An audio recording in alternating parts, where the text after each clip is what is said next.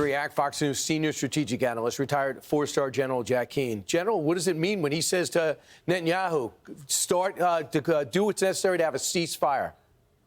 Well, what's taken place here is go to a ceasefire and make concessions to achieve that ceasefire. Certainly negotiations have been going on for some time, and Netanyahu has had a 6-week ceasefire on the table for weeks. But Hamas, in those negotiations, has been quite impossible to deal with. Now, what have we done? We just strengthened Hamas's hand rather dramatically and leveraged them in those negotiations. And we should, it's quite appalling. We should stay out of this and give Israel some credit. This is a horrible thing that happened, certainly. But within 24 hours, they admit they made a mistake, they apologized for it, and began an investigation. They've conducted a preliminary investigation, not the final one. They've relieved 2 officers.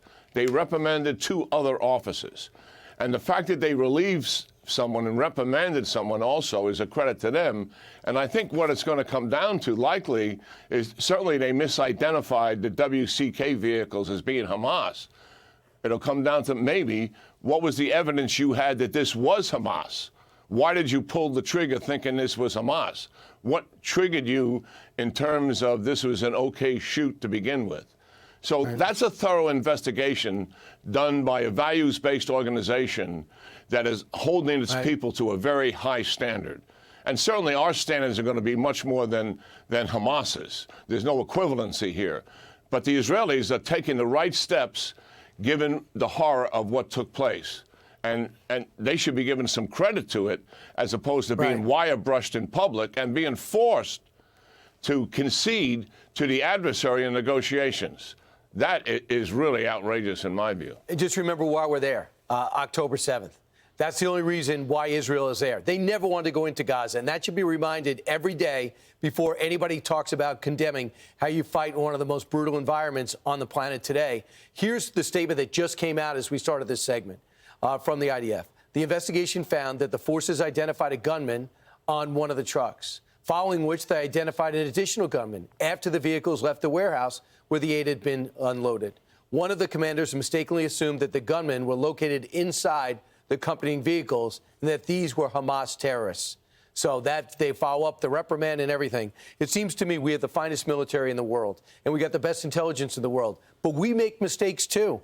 It wasn't too long ago that under the Biden administration, we killed 10 civilians, including 7 children, because we thought that that was the family of the bomber that blew up everybody at Abbey Gate. It turns out he was loading water jugs. Did you really want Netanyahu to reprimand us then, General?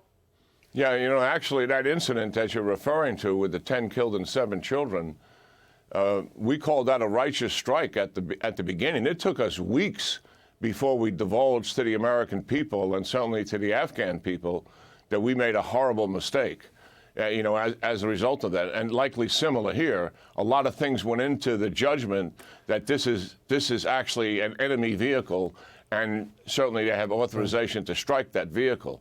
Listen, human beings under stress in combat situations, these are challenging things. We will hold ourselves accountable for that, and they will do the same. Our adversary certainly isn't going to do anything of the kind, and we shouldn't be forcing Israel to make concessions in these very difficult negotiations that are taking place while they're trying to get their hostages back.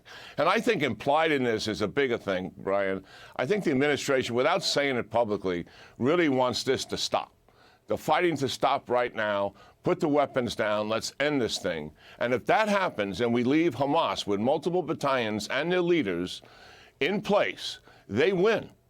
And that's the reality of it. And Israel's security is going to be threatened as a result of that.